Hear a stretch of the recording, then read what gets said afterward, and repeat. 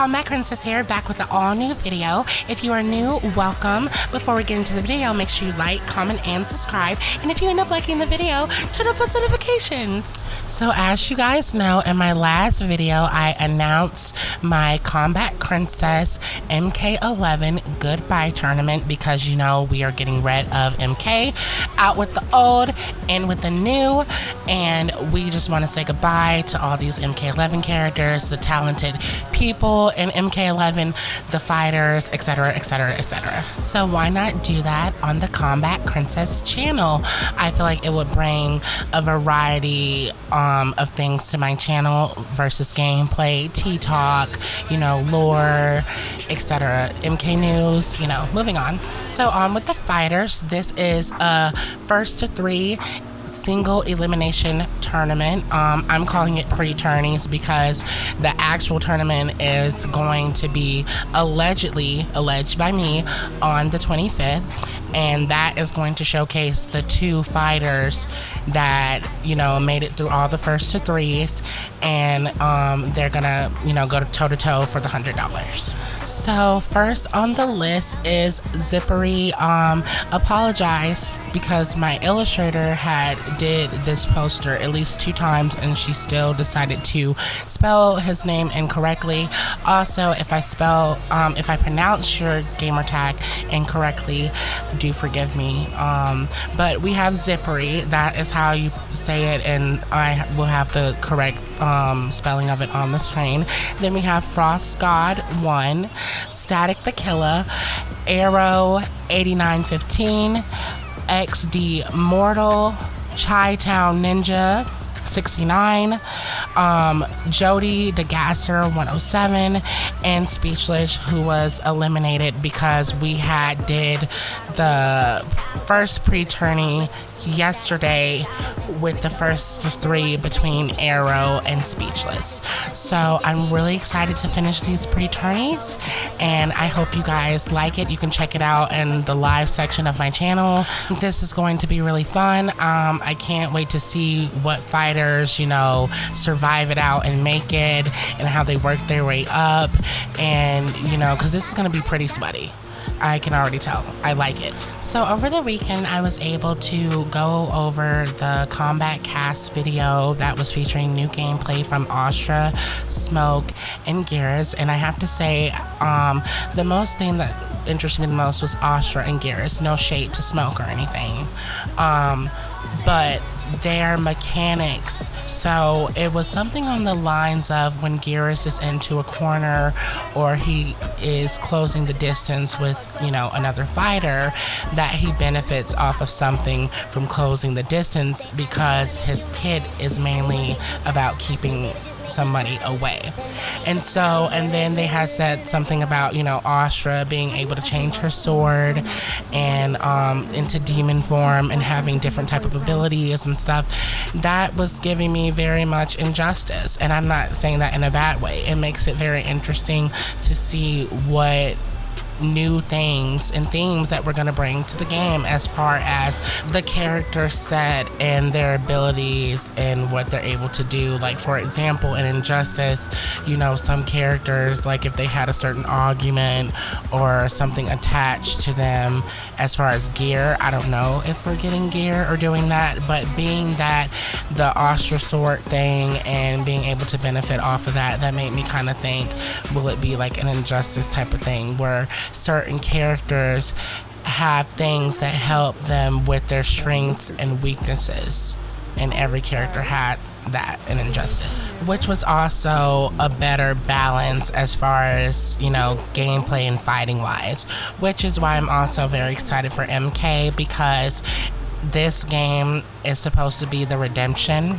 of 11, because everybody knows a lot of people really dragged and disliked, I don't want to say hated, because, you know, y'all still played the game, you still bought it, you still purchased it, you still pre-ordered 11, and you still play it till this day. And some of you are still playing it, let's be very clear. A lot of fans were upset with MK11 mechanics wise because there were so many characters that had like crushing KBs, crushing blows, which is no longer you know, it's not returning, which is very good, thank God. But there was a lot of, you know, mumbo jumbo going on in that game. People rolling out of corners, you know, able to turn it around, your opponent becoming the scariest opponent when their health is low. So it was a lot going on as far as 11, you know, flawless blocking and then amplifying off of the flawless block and stuff like that. That won't be returning. And let me tell you something. I don't want to hear any type of get good comments or anything like that. Get better at the game, because a lot of people do not play this competitively. A lot of people just like to get on here and just chill and just play a few matches, you know, beat their friends up, or, you know, play with some family, play with some friends, you know, probably just do the single player mode or something. We're not trying to learn all these new mechanics like rolling and wake up attacks and, you know, flawless blocking and stuff. Some people just like to play casual, and if you compare the mechanics from MKX with MK11, these people weren't used to this when MK11 came out. You had to learn a whole brand new strategy, and it did not take a lot of skill to win a match and play with some of these characters, especially when you have people like Garrus taking half of your whole health bar down just because he was able to whiff a tornado on the ground move like 2 times. No. I'm not coming for the game or anything like that. I'm just saying that it did not require much skill to win a match. It was a little too easy, and it wasn't very much helpful with the advanced tactics that we were giving, being that they also were buggy and they did not fix them. So, moving on to cottage cheese. A lot of people are upset because, well, basically Sonya's fan base are really raging right now because they don't know if she is going to make it to the main roster. You know, there's already people speculating that, you know, Sindel and Shao Kahn will probably be like the next character, and, you know, then there's like a hidden character, and hopefully that will be Jade or Sonya. I already said putting Jade and Sonya together, Jade already loses instantly because Jade does not have the fan base that Sonya has. You know, Sonya is the OG character, but a lot of people are tired of Special Forces, and she can stay a cameo and we will not be upset about it. And lately it's been kind of looking that way, and that's why you guys are starting to rage more, because the door, the curtain is closing down on Sonya Blade, and we're not upset about it because how long has she been on the screen? And I don't really think they are going to make her the hidden reveal character because she's low-key already supposed to be here. Let's just be very clear. And Jade fans, don't get too cocky because we are in a boat ourselves. We don't know if Jade's gonna make it to the roster or if she's gonna be a cameo. And I saw something about Jade supposed to be a cameo as a surprise. That's not a surprise. That is not a surprise. How is that a surprise when you're putting Jade as a cameo when we literally have all the female ninjas there already besides her? It's not a surprise. If you're gonna make her a cameo, just go ahead and say it, because there's nothing revealing about that. What's revealing is y'all announcing that Noob Saibot will make it to Kombat Pack 2 because he did not make it to the space roster, and he is an OG character just like Jade. Even Diamond Vision don't even got hope for these Sonya fans. So saying that Sonya's gonna be DLC when a lot of y'all were saying that Jade might make it to Kombat Pack 2, which I feel like is a little disrespectful. No shade for Sonya, but like I said, we've seen enough of her.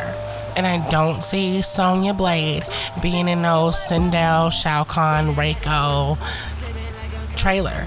No, I don't even see that happening. In what world? Jade has a higher probability of that happening with the connections that she has with Sindel and Shao Kahn. Let's be very clear on that. But I do see Sonya getting the Melina treatment, being released as DLC, probably along with Noob Saibot, because at the end of the day, They are OG characters and we will respect that. Or she could just be a cameo fighter throughout the entire game, which y'all were just gonna have to accept. They literally made MKX and gave Katana Jade stuff, and she wasn't even in the game at all. So, like, y'all can get the treatment sometimes. Y'all can get the other treatments that other fan bases have suffered. So somebody asked me what I think about the fatalities so far. I like some fatalities in particular, but I wanted to say that fatalities have definitely evolved and they're kind of basic now. They're not as eerie as they used to be, which I kind of like the eerie, gory stuff more. It's more looking more mechanical now. And a lot of these fatalities are very basic, unless it's a character that is very specific with their power, like Kenshi, Sub-Zero, Katana, etc.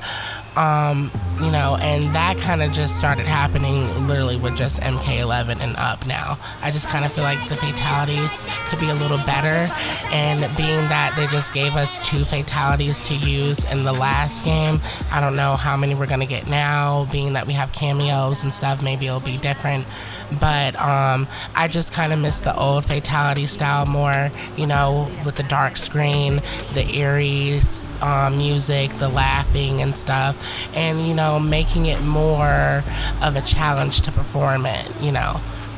So somebody asked me what I thought about the Kombat kids, and if you didn't know, of course, that consists of Jackie Briggs, Kung Jin, Takeda, and Cassie.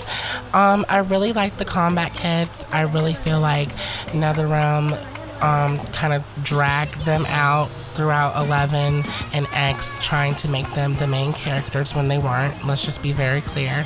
They were not main characters, but that what it was kind of giving. When it came to that specific group, it was definitely Takeda and Cassie that outshined that group. No shade to Jackie, because I do love Jackie, I support her, but nobody was really hyping Jackie up like they were hyping Cassie. And Kung Jin, nobody really talks about him like that. I rarely hear anything about him. No shade.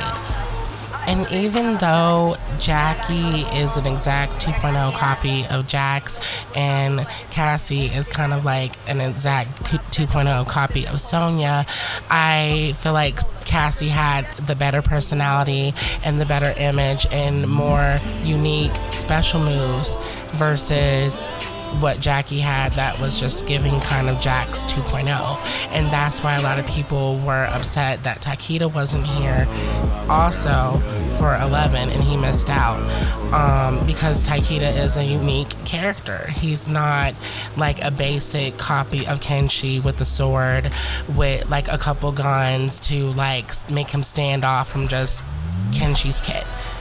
He's kind of unique with the chains. So let's just be very clear on, you know, who's basic and who's not. Because nobody's begging for a character that's giving them a Green Arrow reboot with just some arrows and a stick. Nightwolf was doing the arrow stuff first. Let's leave it with him, please. He does it better. Alright guys, that is all for today. If you liked the video, give it a thumbs up, leave a comment, and if you have any suggestions for me, you can leave it in the comments too.